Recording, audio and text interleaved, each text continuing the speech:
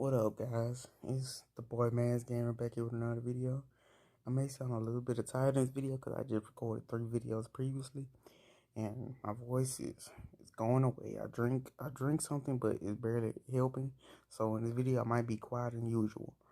So anyway, this is Prodigy. What if Naruto was neglected by his family and was a prodigy? Anyway, let's begin. After returning home, Naruto went upstairs to get away from his siblings for a little while. He knew that at some point in time his siblings would inform the parents about his skills. He didn't want to be around when that happened. He was afraid that they would try to restrict or try to worm their way into his training. Maybe I should have held back today. Nah, this is boring, he thought. Don't worry about it, kid. Maybe they won't care that you're training without them. I mean, it was going to happen at some point in time. So it's best to show up in front of your siblings. So it'll be easier to tell that you have trained without showing them what you know. Grandma said. Naruto sighed and lay down on his bed after hiding his staff back into his place with his bow. Dinner, Namikaze compound. Naruto was laying on his bed asleep when he heard Kushina calling out his name. Naruto, get down here, dinner's ready, she shouted. Naruto shifted awake and still in his shinobi outfit, made his way downstairs into the kitchen. On the table, you guessed it, ramen kami was with these people. Is this all they eat? I really could go for a salad or barbecue right now, he thought. Me too. Kid, I'm glad you wanted to take this ramen as they are, because then you will be shorter than you already are. Grandma joked. Hey, here I thought that you, John Furball, I'll let you know that for my height, I'm taller than most kids my age. Thank you very much. Naruto replied before cutting off his link between him and Kurama. Naruto grabbed the bowl and sat in the romantic seat. He started to spoon out some ramen and dumped it into his bowl as his siblings looked at him like they were trying to analyze him. He looked at his parents who looked none the wiser as to why the sibling would focus so much attention to Naruto. After sitting down and grabbing some chocolate, Naruto thanked his parents for food and broke his sticks apart. With the answer when Asami asked the question, he had hoped they wouldn't. So Naruto, who trained you? She asked. Minato and Kushina dropped the chopstick and looked up to Naruto with shock on their face. Naruto, did someone train you? Minato asked in the belief. Naruto looked at his father. Yes. Well, was all he said before he started to eat his dinner. So who taught you? I demand to know who taught you, young man. Minato shouted, angry at the fact that someone deemed necessary to train one kid without permission. I seeked out my senses to train me. And well, Shinobi, as you guys wanted to, he said before Kushina suddenly smacked him. Naruto brought a hand up to his cheek, and Kushina had smacked him and feeling his heat. Looked at her blankly and slowly stood from his seat and walked towards the stairs. Kushina looked at her hand, then back to the retreating figure of her son. Wait, Naruto, I didn't mean to do that, she called out. Naruto stood at the foot of the stairs looking up in the direction of his room. But you did. Please leave him alone for the rest of the night, please. He said coldly before walking upstairs. Hey, come back here. Kachan and Tosan asked you a question, Naruto. Asami yelled out. Yeah, you get back down here, loser. Yuji yelled. Naruto needs stop being rude and come to talk to our parents. Namiko said, joining in with her siblings shout for him to come back downstairs. Kushina had tears in her eye from the reaction to Naruto's secret, unwilling to share, who had thought that she didn't care what other children were shouting. Mr. Austin didn't seem to care, as he was trying to console his wife and wonder who could possibly have taught Naruto. Naruto's room. Naruto sat at his desk holding the pen in his right hand and wasn't writing it. Instead, just choosing to stare down at the sheet of paper in front of him. Dawson thought, Kid, are you alright? Kurama asked calmly. Come on, kid. I know it's bothering you. Please let me know what exactly bothering you. I can help you, though. Kurama continued. Finally, the tears broke loose the him, and Naruto finally let out the pent-up hatred, anger, and sadness out. He walked over to his crying in bed and curled up in the ball in his eyes. Calm down, Naruto. Finally spoke Kurama.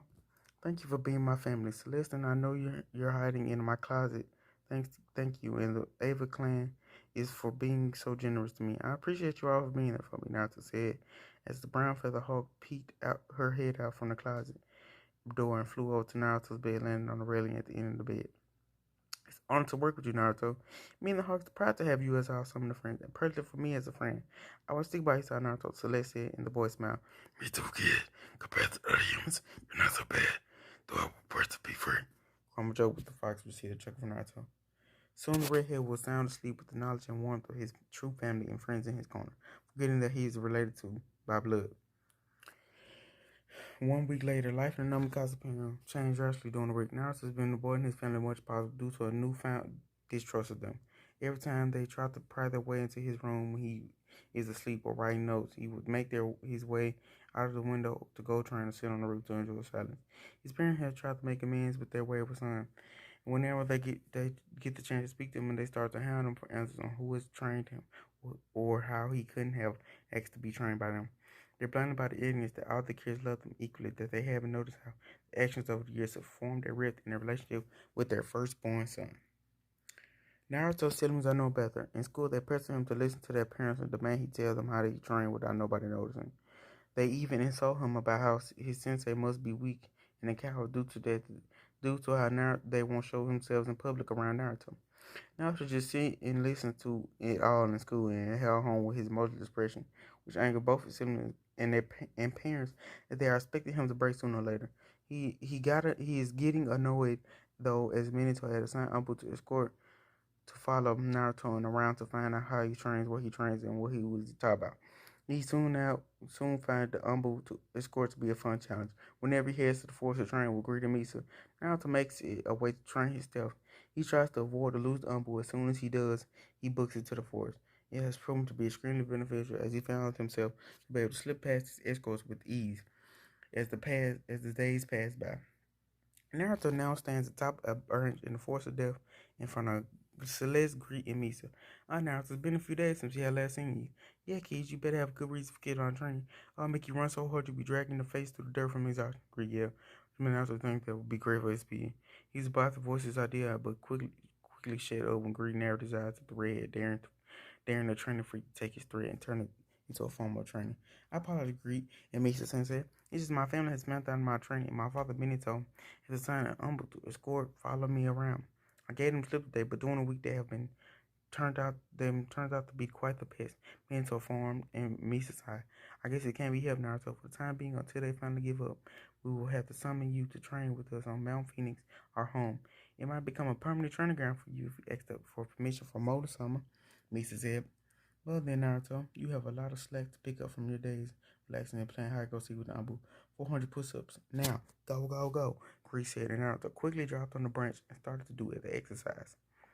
Hey guys, this video was kind of short because I really spread through this one, so I'm gonna take a break for a while because I recorded a lot of videos. Each gonna be released out on a certain date.